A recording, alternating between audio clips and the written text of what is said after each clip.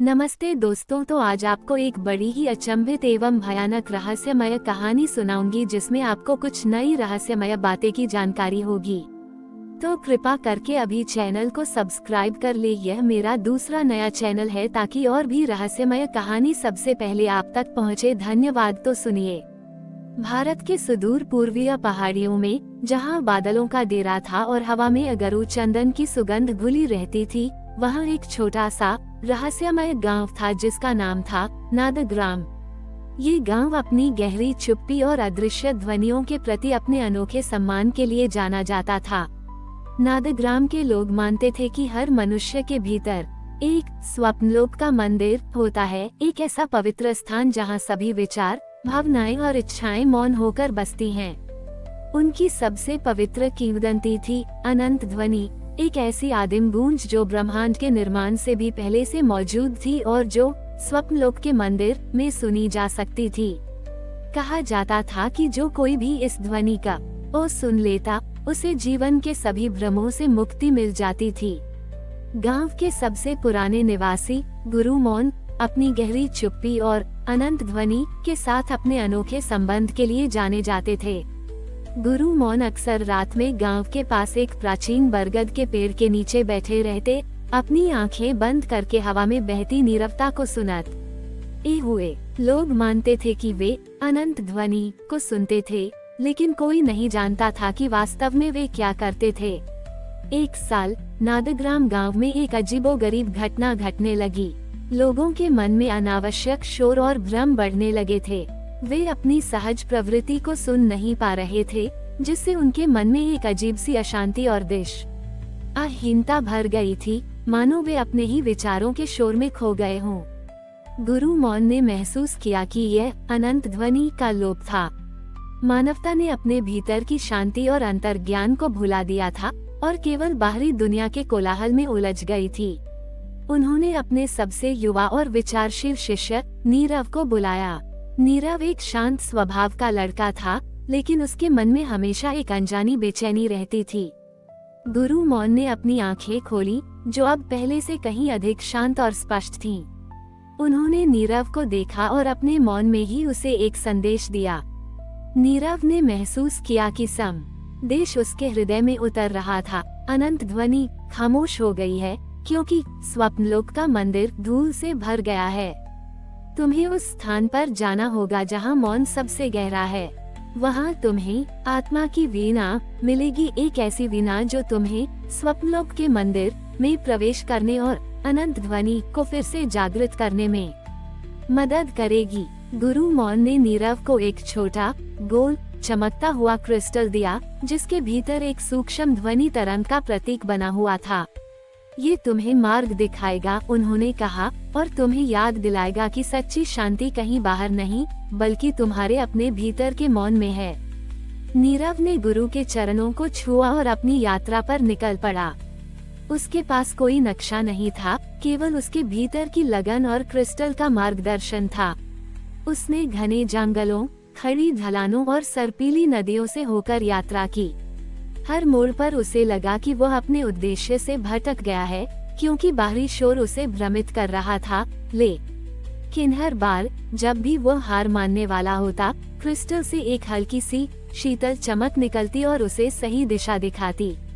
उसे महसूस हुआ कि यह यात्रा केवल एक वीणा की खोज नहीं थी, बल्कि यह स्वयं के भीतर के शोर को शांत करने की यात्रा थी। कई दिनों की कठिन यात्रा के बाद, जहां उसे शारीरिक थकावट, अकेलेपन और मानसिक अशांति का सामना करना पड़ा, नीरव एक ऐसे स्थान पर पहुंचा जहां जंगल अचानक एक विशाल गोलाकार घाटी में समाप्त हो गया था। घाटी के केंद्र में हवा में एक अजीब सी शांत ऊर्जा थी और उसे दूर से एक हल्की सूक्ष्म गुंजन सुनाई दे रही थी, मानो स्वयं ब्रह्मांड ही फुसफुसा रहा हो। उसे लगा कि वह अपने गंतव्य के बहुत करीब था। घाटी का केंद्र कोई सामान्य स्थान नहीं था। वहां हवा में धुंध और प्रकाश के कण लगातार एक भंवर में घूम रहे थे, जिससे एक चमकदार सर्पिल आकृति बन रही थी। यह ऐसा लग रहा था जैसे ये स्वयं स्वप्नलोक के मंदिर का प्रवेश द्वार है। क्रिस्टल अब तेजी से चमक रहा था। नीरव जानता था कि यही वह स्थान था जहां आत्मा की वीणा छिपी थी और जहां उसे अनंत ध्वनि सुनाई देगी। उसने क्रिस्टल को अपने हाथ में कसकर पकड़ा और उस घूमते हुए भंवर की ओर बढ़ा।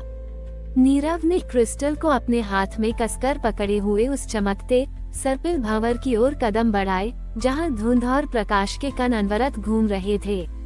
भीतर जाते ही उसे लगा जैसे उसका अपना अस्तित्व भी इस अनंत गति में समा रहा हो। हवा में एक अजीब सी घुमावदार ऊर्जा महसूस हो रही थी जो उसे हर ओर से घेर रही थी। क्रिस्टल अब इतनी तेजी से चमक रहा था कि वह एक चमकदार घेरे में बदल गया था और उससे निकलने वाला प्रकाश भंवर के मार्ग को रोशन कर रहा था।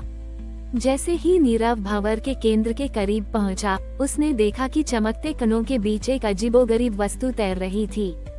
यह कोई भौतिक वीणा नहीं थी, बल्कि शुद्ध तरल मौन से बना एक चमकदार उपकरण था, जिसके तार प्रकाश के बने थे और जो लगातार अपनी आवृत्ति बदल रहे थे, मानो वे ब्रह्मांडीय संगीत को समायोजित कर रहे हों।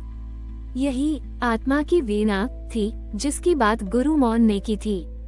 इसे छूने से डर लगता था, मानो ये उसके भीतर के हर शोर को विलीन कर देगा। नीरव ने गुरु मौन के शब्दों को याद किया, सच्ची शांति कहीं बाहर नहीं, बल्कि तुम्हारे अपने भीतर के मौन में है। उसने चमकते क्रिस्टल को अपने माथे पर रखा और उस वीणा के सामने बैठकर अपनी आंखें बंद कर लीं। उसने अपने मन के सारे विचारों को शांत किया, सारे बाहरी शोर, सारी अशांति और स्वयं को उस वीणा की असीम शांति के प्रति समर्पित कर दिया। उसने गहन ध्यान में प्रवेश किया, अपने आप को उस शून्य अवस्था में लाने का प्रयास किया जहां ब्रह्मांडीय सत्य स्वतः प्रकट होता है।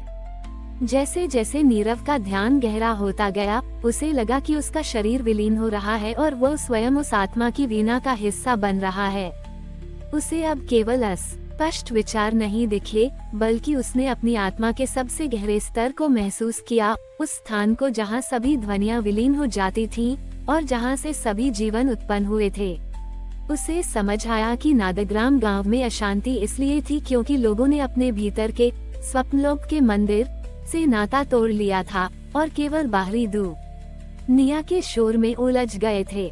आत्मा की वीणा से एक तीव्र सफेद प्रकाश पुंज निकला और सीधे नीरव के शरीर में समा गया। उसे लगा जैसे उसके भीतर की हर कोशिका में शांति भर गई हो और उसका पूरा अस्तित्व अनंत ध्वनि से गूंज उठा हो। उसे अब केवल ब्रह्मांड के सबसे गहरे रहस्य का ज्ञान नहीं था, बल्कि वह स्वयं उस रहस्य का एक हिस्सा बन गया था। उसे अपनी अंतर्ज्ञान और बाहरी दुनिया के बीच का सूक्ष्म अंतर समझ में आया। उसे पता चला कि असली शांति केवल चुप्पी में नहीं, बल्कि अपने भीतर की अनंत ध्वनि को सुनने में निहित है। जब प्रकाश शांत हुआ, तो आत्मा की वीणा अब भी तैर रही थी, लेकिन उसमें एक स्थायी दिव्य चमक थी, मानो अनंत ध्वनि उसमें समा गई हो। नीरव ने आंखें खोली, वह बदल चुका था। उसके भीतर एक अद्भुत शांति, एक असीम ज्ञान और एक नई शक्ति भर गई थी। उसे पता था कि उसने न केवल अपने गांव को बचाया था, बल्कि उसे यह ज्ञान बड़ी हुई दुनिया तक पहुंचाना था। उसे ये भी समझ आया कि स्वप्नलोक का मंदिर कोई भौतिक मंदिर नहीं था, बल्कि यह स्वयं आत्मा की वीणा तक पहुंचने का मार्ग था, वो पवित्र स्थान जो हर व्यक्ति के भीतर मौजूद है, जहां सभी विचार शांत हो जाते हैं और जहां अनंत ध्वनि प्रकट होती है। नीरव ने आत्मा की वीणा को प्रणाम किया और भंवर से बाहर निकलने की यात्रा शुरू की। इस बार रास्ता उसे आसान लगा, क्योंकि उसके भीतर अब कोई अशांति नहीं थी, बल्कि असीम शांति और पूर्णता थी। जब नीरव उस रहस्यमयी घाटी और भंवर से बाहर आया, तो नादग्राम गांव की ओर लौटने का रास्ता उसे पहले से कहीं अधिक स्पष्ट और शांत लगा। उसके भीतर स्वप्नलोक का मंदिर की अगाध शांति समाई हुई थी और अनंत ध्वनि उसकी आत्मा में एक मधुर गूंज बनकर गूंज रही थी। वह जानता था कि अब उसे इस ज्ञान को अपने गांव तक पहुंचाना था। जैसे ही नीरव नादग्राम गांव में दाखिल हुआ, उसने देखा कि लोगों के चेहरों पर जो अशांति और दिशाहीनता थी, वह धीरे धीरे कम हो रही थी। हवा में अब कोई शोर नहीं था, बल्कि एक नई ताजगी और शांति की महक घुल गई थी। लोग एक दूसरे से अधिक शांत और केंद्रित होकर बात कर रहे थे, और उनके कार्यों में एक नई सामंजस्यता झलक रही थी। नीरव सीधे गुरु मौन के पास गया। गुरु अपने ध्यान से उठे और उनके चेहरे पर एक गहरी संतुष्टि थी, मानो वे जानते थे कि नीरव सफल हो गया है। नीरव ने गुरु के चरणों को छुआ और उन्हें अपने अनुभव के बारे में बताया, कैसे उसने आत्मा की वीणा के माध्यम से अनंत ध्वनि को सुना और कैसे उसने सीखा कि सच्ची शांति कहीं बाहर नहीं बल्कि हर व्यक्ति के भीतर स्वप्नलोक के मंदिर में छिपी है। गुरु मौन ने मुस्कुराते हुए कहा, अनंत ध्वनि हमेशा से थी नीरव, तुमने बस उसे फिर से सुनने का मार्ग खोज लिया है। अब तुम्हारा कार्य इस ज्ञान को दूसरों तक पहुंचाना है, ताकि हर कोई अपने जीवन को इस ब्रह्मांडीय सिम्फनी के साथ संरेखित कर सके। उस दिन के बाद नीरव ने नादग्राम गांव में अनंत ध्वनि की साधना को पुनर्जीवित किया। उसने लोगों को सिखाया कि कैसे वे अपने विचारों और भावनाओं के शोर के बीच भी अपने भीतर की सहज अंतर्दृष्टि को सुन सकें। उसने उन्हें अपने निर्णयों पर विश्वास करने और अपने भीतर के मार्गदर्शन का पालन करने के लिए प्रेरित किया। उसने उन्हें ध्यान और आत्मचिंतन के माध्यम से अपने भीतर के स्वप्नलोक के मंदिर को खोजने के लिए प्रोत्साहित किया, ताकि वे जीवन के हर पहलू को शांति और जागरूकता के साथ देख सकें। धीरे धीरे चमत्कार होने लगे। गांव के लोग अपनी पुरानी अशांति और भ्रम से मुक्त होने लगे। उनके रिश्तों में सामंजस्य आया, क्योंकि उन्होंने एक दूसरे की भावनाओं और विचारों को बेहतर ढंग से समझना सीख लिया था। गांव में फिर से खुशी और एक गहरी समझ का माहौल छा गया। लोग अपने जीवन में अधिक शांत और प्रभावी निर्णय लेने लगे, जिससे उनकी सफलता और संतुष्टि बढ़ी।